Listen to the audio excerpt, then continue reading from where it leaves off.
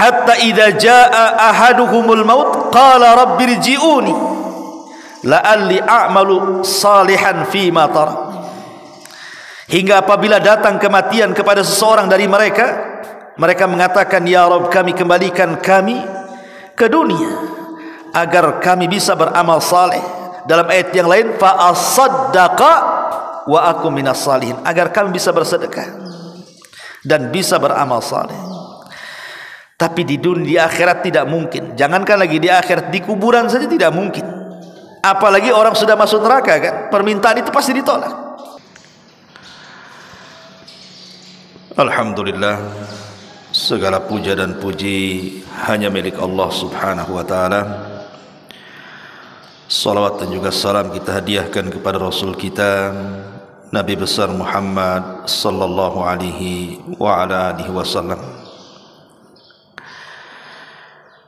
Ma'asyiral muslimin, jamaah salat subuh yang dimuliakan Allah subhanahu wa ta'ala.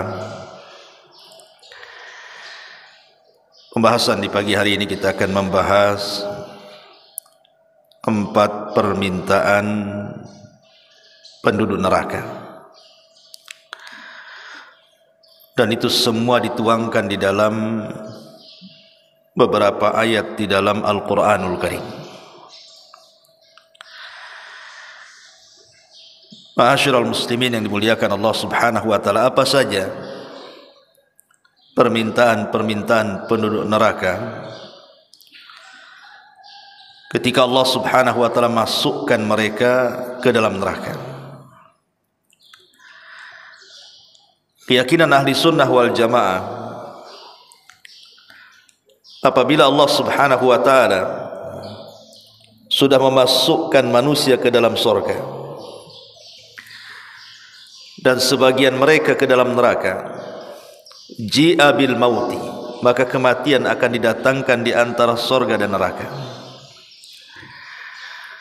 Kemudian kematian itu akan dibentuk seperti kambing gibas, kemudian akan disembelih di antara surga dan neraka. Artinya sejak itu tidak ada kematian,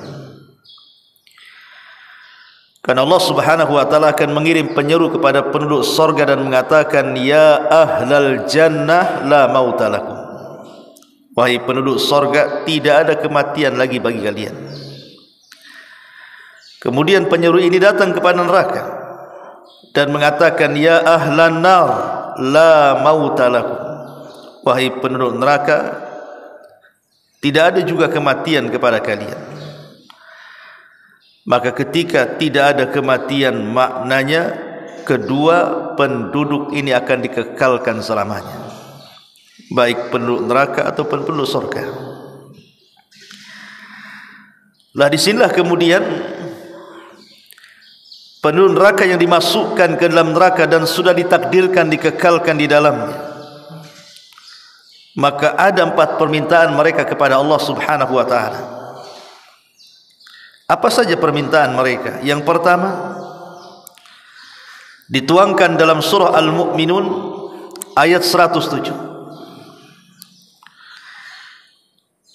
Allah subhanahu wa ta'ala menggambarkan permintaan mereka dan mengatakan, Rabbana akhrijna minha fa in udna fa inna zalimun. Rabbana, ya Rabb kami, keluarkanlah kami daripada neraka ini. Kemana? Maksudnya dikembalikan ke dunia.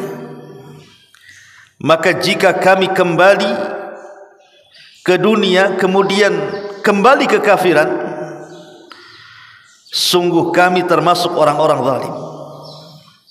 Dari sini kita tahu bahwa penduduk neraka itu menyesal semenyesal-menyesalnya kepada Allah Azza wa Jal, dan mereka berjanji kalau mereka keluar dari neraka dan dikembalikan ke dunia, maka mereka akan berbuat baik. Dan kalau mereka kembali kepada kekafiran mereka menyatakan diri, maka kami termasuk orang-orang zalim. Tapi apa jawaban Allah subhanahu wa ta'ala? Allah katakan, qala sa'u fiha wa la tukallimun, tinggallah kalian di neraka dengan cara hina, dan jangan pernah bicara dengan aku. Ma'asyiral muslimin yang dimuliakan Allah Subhanahu wa taala. Di sini Allah Subhanahu wa taala memberikan jawaban kepada penduduk neraka bahwa ketika mereka minta dikeluarkan dari neraka dan dikembalikan ke dunia dan berjanji mereka akan berbuat baik, Allah katakan ikhsa'u fiha. Tidak perlu. Sudah kalian diam saja dengan cara hina di neraka ini, dan jangan pernah kalian berbicara lagi denganku. Abdullah ibn Amr ibn As radhiyallahu anhu, seorang sahabat yang banyak menulis hadis Nabi sallallahu alaihi wasallam. Beda dengan Abu Hurairah. Karena Abu Hurairah banyak menghafal, sehingga tidak ada sahabat Nabi yang lebih banyak hafalan hadisnya melebihi Abu Hurairah. Tetapi Abdullah ibn Amr ibn As ini banyak mencatat. Apa kata Abdullah ibn Amr ibn As radhiyallahu an? Allah tidak mau mengajak bicara kepada manusia 2 kali lipat umur dunia. 2 kali lipat umur dunia, Allah tidak akan mengajak bicara penuh neraka. Padahal 1 hari kehidupan dunia ini sama dengan 1000 tahun kehidupan akhirat. Inna yauman, atau 1 hari kehidupan akhirat sama dengan 1000 tahun kehidupan dunia. Inna yauman inda rabbika ka alfi sanatin mimma ta'udun. 1 hari kehidupan akhirat ini bila dibandingkan dengan kehidupan dunia itu sama dengan 1000 tahun.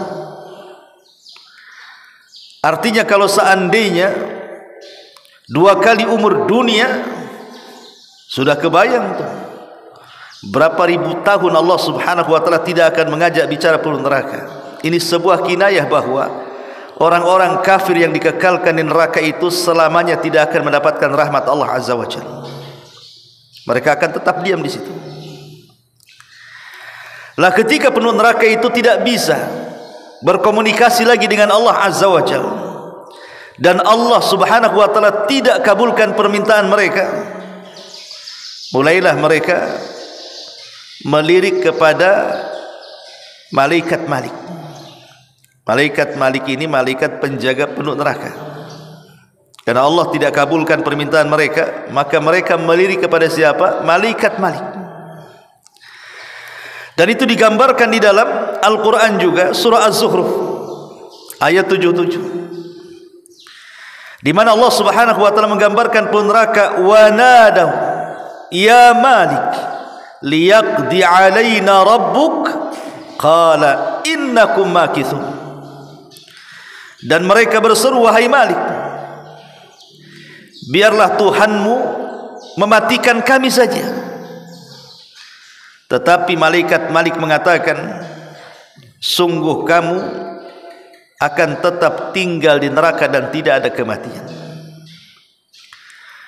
Jadi permintaan yang kedua, ketika mereka entah berapa ratus tahun, berapa ribu tahun mereka diazab oleh Allah Azza wa Jalla dalam neraka itu, mereka tidak tahan. Sehingga karena tidak tahan itulah mereka minta agar supaya mati saja. Tetapi malaikat Malik mengatakan, innakum makithun, kalian tidak akan mati dan kalian akan tetap tinggal di neraka selamanya. Subhanallah, ya. Kemudian dikatakan, laqad ji'nakum bil haqq walakin aktsarahum lil haqqi karihun. Sungguh kami telah datang membawa kebenaran ketika di dunia kepada kalian, tetapi kebanyakan di antara kalian benci dengan kebenaran itu. Cukup sampai di sini? Tidak juga. Ketika kemudian mereka tidak bisa meminta kepada malaikat Malik, mulailah mereka melirik kepada malaikat-malaikat penjaga neraka yang lain. Dan itu digambarkan dalam surah Ghafir ayat 49-nya. Wa qala alladhina fin nari li khazanati jahannam ud'u rabbakum yukhaffif 'anna yawman minal adzab. Dan orang-orang yang berada dalam neraka itu berkata kepada penjaga-penjaga neraka Jahannam, wahai para penjaga neraka-neraka jahanam, mohonkanlah kepada Tuhanmu agar dia meringankan azab atas kami sehari saja. Karena mereka sudah tidak tahan. Entah mereka beribu-ribu tahun mereka diazab di situ, mereka minta 1 hari untuk istirahat. Tetapi Allah Subhanahu wa taala katakan, yauma la yanfa'u adh-dhalimina ma'dziratuhum wa lahumul la'natu wa lahum su'ud dar. Hari ketika permintaan maaf tidak berguna bagi orang-orang zalim dan mereka mendapat laknat dan tempat tinggal yang buruk selamanya. Ma'asyiral muslimin yang dimuliakan Allah Subhanahu wa taala, lihat. Pertama, mereka minta keluar dari neraka. Tapi Allah Subhanahu wa taala tidak kabulkan dan Allah katakan kalian akan tetap tinggal di dalamnya. Kemudian mereka meminta kepada Malik, penjaga neraka, agar diwafatkan saja, minta kepada Allah agar kami diwafatkan saja. Tapi malaikat Malik mengatakan tidak, kalian tidak akan diwafatkan, kalian akan tetap tinggal di dalamnya. Kemudian yang ketiga, mulailah mereka minta keringanan. Ya sudah, kalau tidak bisa diwafatkan, 1 hari saja, kami ingin istirahat. Tapi Allah Subhanahu wa taala katakan ketika permintaan itu tidak berguna bagi mereka, enggak ada gunanya. Barulah kemudian penduduk neraka itu mulai melirik pada penduduk surga. Ketika meminta kepada Allah ditolak, meminta kepada malaikat ditolak, meminta kepada penjaga-penjaga jahanam ditolak, mulailah mereka melirik kepada penduduk surga. Karena neraka dan surga itu ada jendela, di mana penduduk surga bisa melihat penduduk neraka, begitu juga sebaliknya. Allah Subhanahu wa taala katakan, wa nada ashabul jannah ashaban nar an qad wajadna ma wa'adana rabbuna haqqan fahal wajadtum ma wa'ada rabbukum haqqan qalu na'am fa'adhana mu'adhdhinun bainahum al-la'natullah 'ala zalimin. Wa nada ashabun nar ashabal jannah an afidu 'alaina minal ma' aw mimma razaqakumullah qalu innallaha harramahuma 'alal kafirin. Ketika dalam surah Al-A'raf ayat ke-44, dan ketika penduduk surga itu menyeru kepada penduduk neraka, sungguh kami, kata penduduk surga, sudah mendapatkan apa yang dijanjikan Rabb kami kepada kami dengan kebenaran. Apakah kalian juga sama mendapatkan janji Allah kepada kalian? Peneraka mengatakan ya. Maka datanglah penyeru di antara mereka dan mengatakan kepada peneraka, sungguh Allah telah melaknat orang-orang yang zalim. Pada Al-A'rafnya ayat 50-nya Allah katakan, dan penduduk neraka pun menyeru kepada penduduk surga. Apa seruannya? An afidu alaina minal ma, tolonglah berikan kepada kami setetes air yang kalian minum. Au mimma razaqakumullah, atau mungkin makanan yang Allah rizkikan kepada kalian. Tapi penduduk surga mengatakan innallaha harramahuma 'alal kafirin. Maaf, Allah telah haramkan keduanya, maksudnya makanan kami dan minuman kami, kepada orang-orang kafir. Penduduk surga pun menolak permintaan penduduk neraka. Padahal ayat ini umum. Bisa saja yang meminta air itu bapak kepada anaknya, mungkin bapaknya di neraka, anaknya di surga. Atau mungkin suaminya di neraka, istrinya di surga. Atau mungkin anaknya di neraka, orang tuanya di surga. Mungkin sesama keluarga mereka meminta. Mungkin seorang ayah minta kepada anak yang ada di surga, nak, mintalah setetes air yang Allah berikan kepadamu, atau makanan yang Allah rizkikan kepadamu. Tetapi semua penduduk surga mengatakan innallaha harramahuma 'alal kafirin. Allah haramkan keduanya kepada orang-orang kafir. Ketika itu sudah tidak ada jalan kenikmatan lagi. Allah tolak permintaannya, malaikat tolak permintaannya, para penjaga jahanam tolak juga permintaannya, penduduk surga pun ikut menolak permintaan penduduk neraka. Di sinilah terjadi penyesalan hebat penduduk neraka, karena keinginan mereka tidak dipenuhi. Ma'asyiral muslimin yang dimuliakan Allah Subhanahu wa taala, maka Al-Quran telah meringkas apa penyebab penyesalan sehingga mereka meminta 4 permintaan dan ditolak semuanya. Yang pertama, karena dahulu penduduk neraka ini ketika di dunia mereka meninggalkan ketaatan kepada Allah dan Rasulnya, dan itu disebutkan dalam surah Al-Ahzab ayat 66. Yauma tuqallabu wujuhum fin nari yaquluna ya laitana ata'na Allah wa ata'na Rasulah.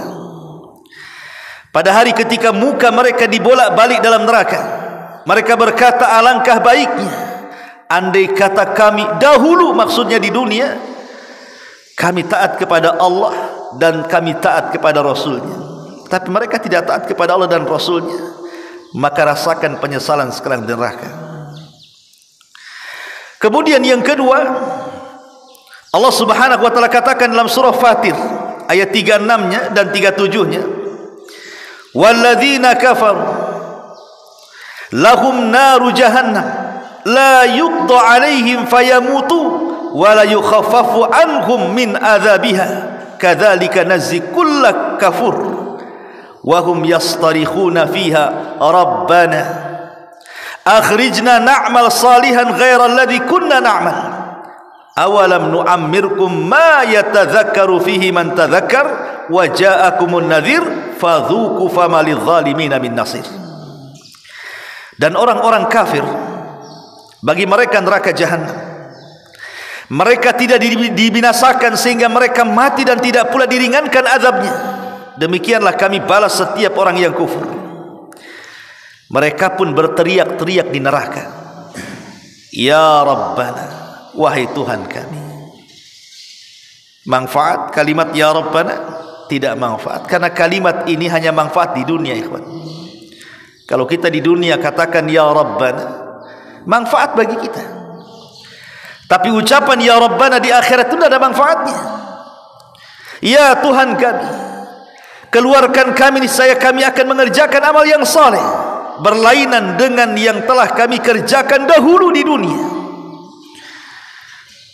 Lihat, mereka mengatakan menyesal.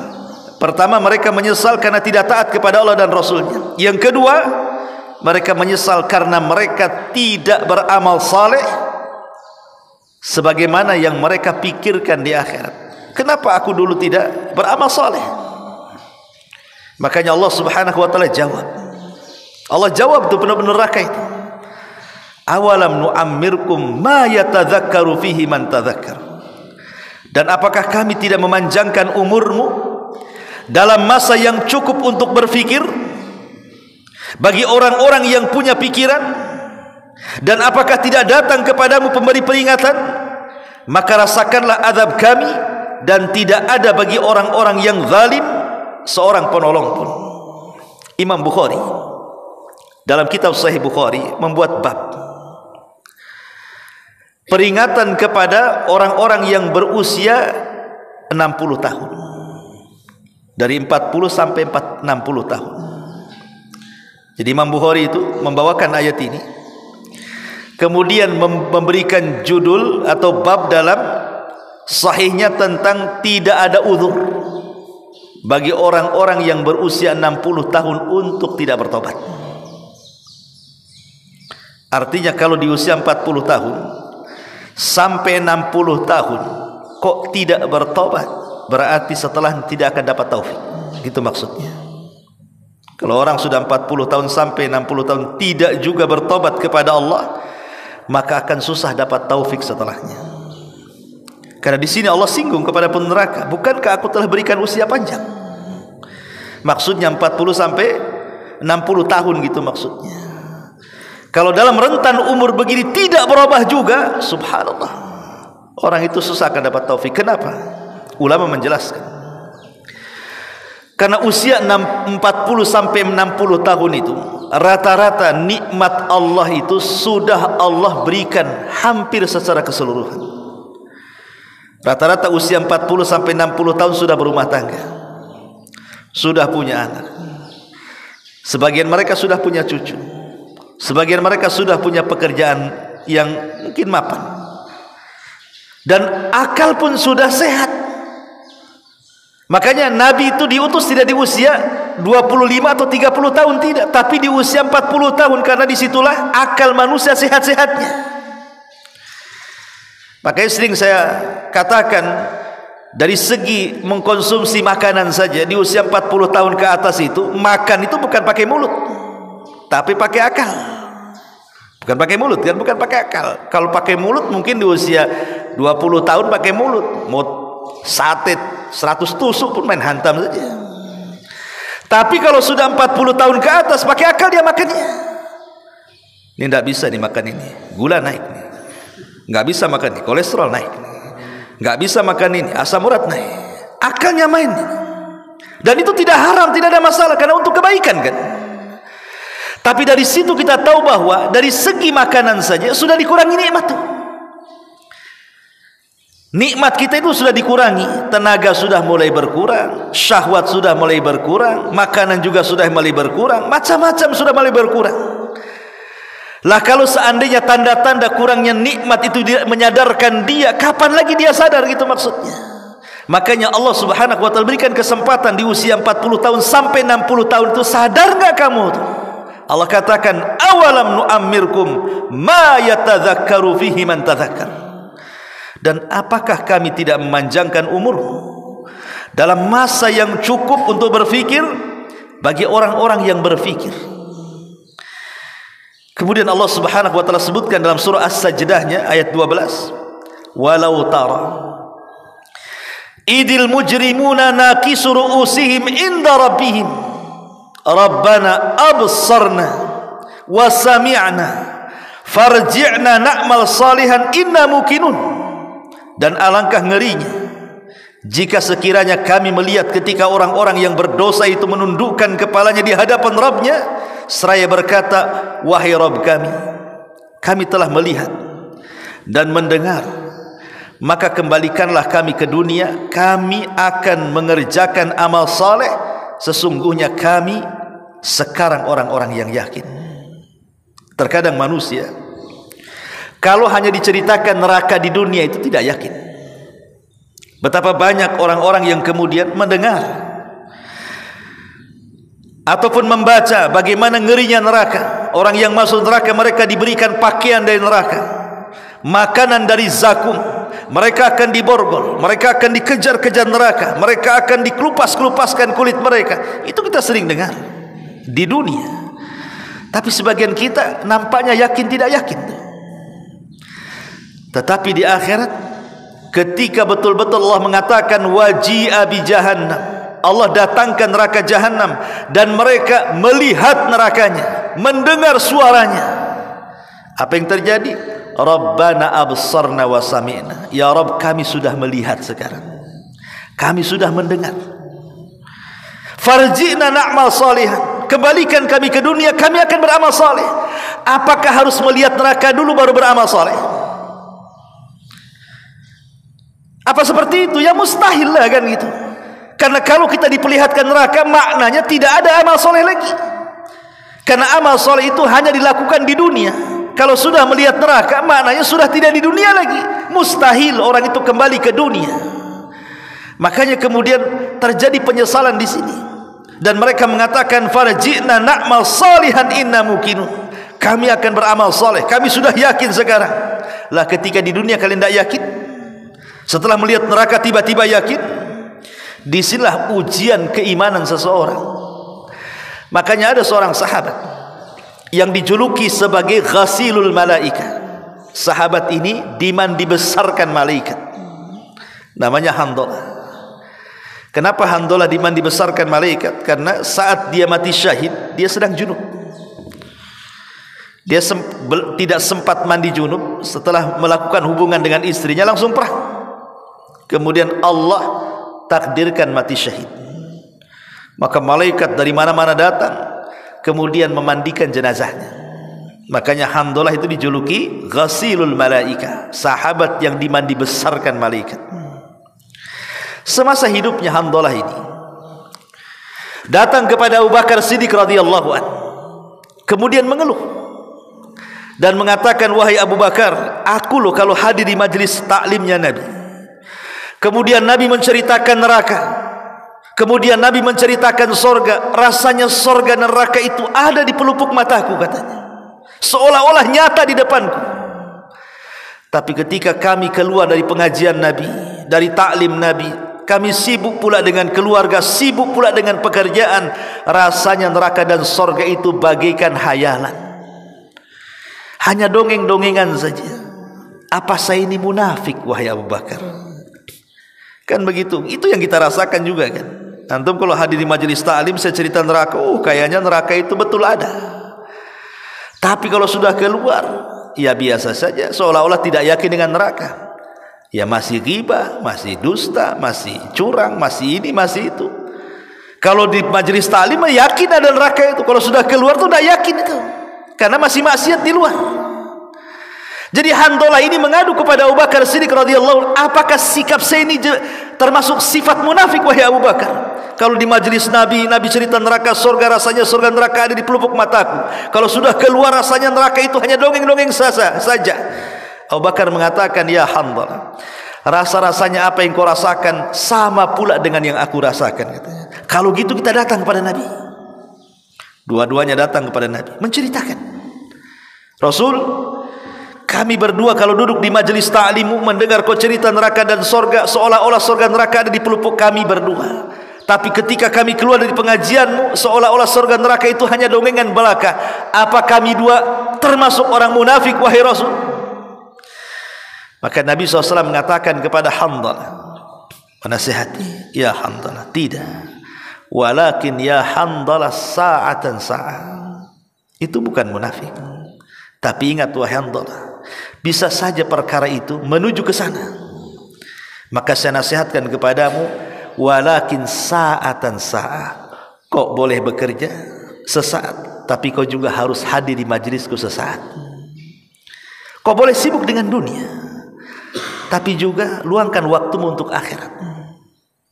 Ya. Maknanya apa? Hadir di majlis taklim itu perlu gitu loh. Karena hanya majlis taklimlah yang bisa meluruskan kehidupan kita di luar sana. Siapa lagi mau nasihati antum kalau sudah di luar, ikhwan? Hanya orang-orang yang hadir di majelis taklim baru teringatkan, oh ada neraka, ada surga, ada halal, ada haram, ada baik, ada buruk, dan begitu seterusnya. Makanya Nabi mengarahkan, kau tidak munafik, tapi ingat, satu saat kau boleh sibuk dengan dunia, tapi saat yang lain sibukkan dengan akhirat. Hadir di majelis taklim. Ma'asyiral muslimin yang dimuliakan Allah Subhanahu wa taala. Pun Allah Subhanahu wa taala katakan dalam surah Al-Haqqah-nya ayat 25. Wa amman utiya kitabahu bishimali fayaqulu ya laitani lam uta kitabiya.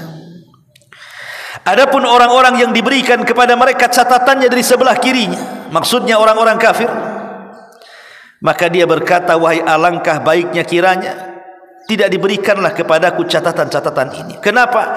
Karena dia tahu isinya keburukan dia semuanya. Dia baru menyesal bahwa seluruh isi catatan selama di dunia itu tidak ada yang baik. Makanya kalau bisa dilempar saja catatan itu, tapi kan tidak bisa. Dia harus tetap mengambilnya, tanda bahwa dia termasuk orang kafir. Dari situlah Allah Subhanahu wa taala katakan dalam surah An-Naba'nya, ya laitani kuntu turaba. Duhai kiranya aku jadi pasir saja, aku jadi tanah saja, supaya aku tidak dihisab dan tidak diadab Allah Subhanahu wa taala. Tapi ini semua mustahil. Ma'asyiral muslimin yang dimuliakan Allah Subhanahu wa taala, jangan lagi orang-orang kafir yang saya ceritakan di sini. Orang-orang yang beriman saja, mereka pun akan menyesal karena kekurangan mereka beramal soleh di dunia.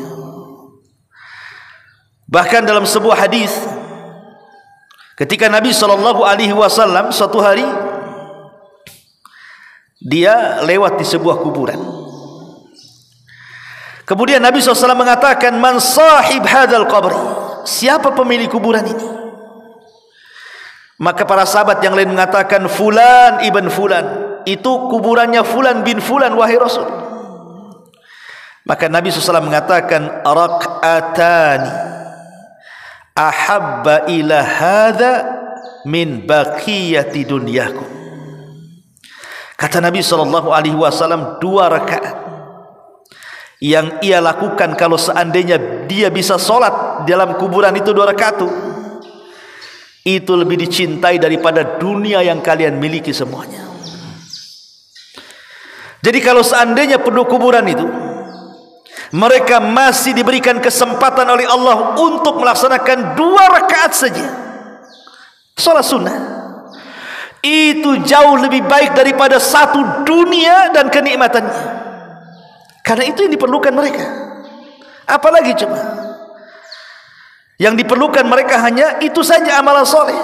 Makanya dalam hadis yang lain, rak'atani khafifatani mimma tahkiruna wa tanfuluna yaziduhuma hadha fi amalihi ahabba ilaihi min baqiyati dunyakum. Salat sunnah 2 rakaat yang ringan yang kalian remehkan, kemudian ditambahkan pada amalan orang ini, itu jauh lebih dia cintai dibandingkan dunia yang kalian kuasai. Subhanallah, ya.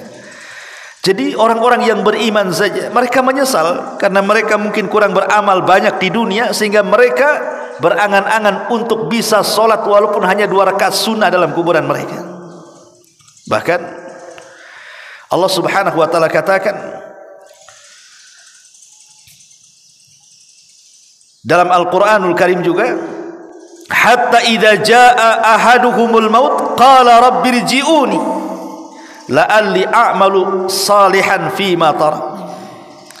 Hingga apabila datang kematian kepada seseorang dari mereka, mereka mengatakan, ya Rabb, kami kembalikan kami ke dunia agar kami bisa beramal saleh.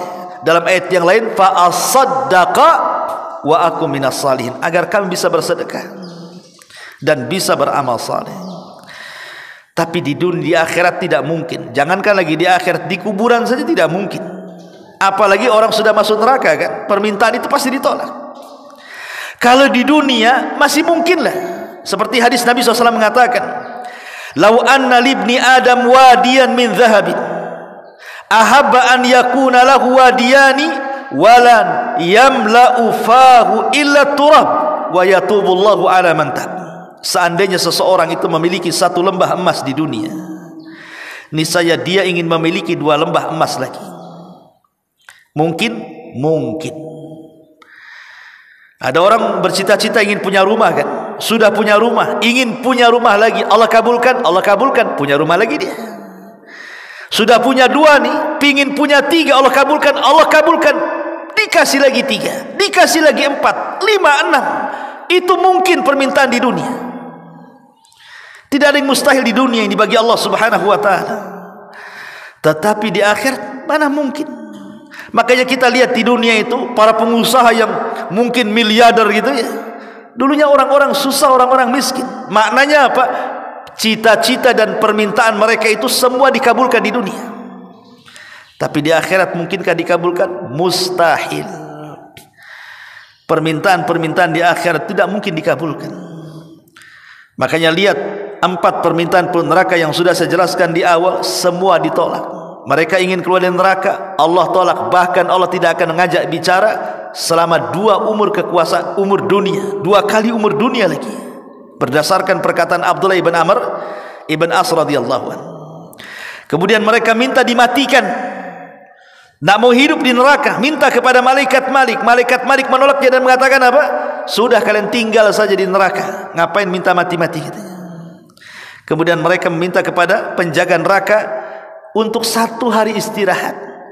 Tapi para penjaga neraka pun sama, tidak ada istirahat bagi kalian. Oke, kalau tidak ada istirahat, mereka ingin merasakan nikmat penduduk surga, hanya makan atau minum sedikit saja yang Allah rizkikan kepada mereka. Penduduk surga pun menolak semuanya.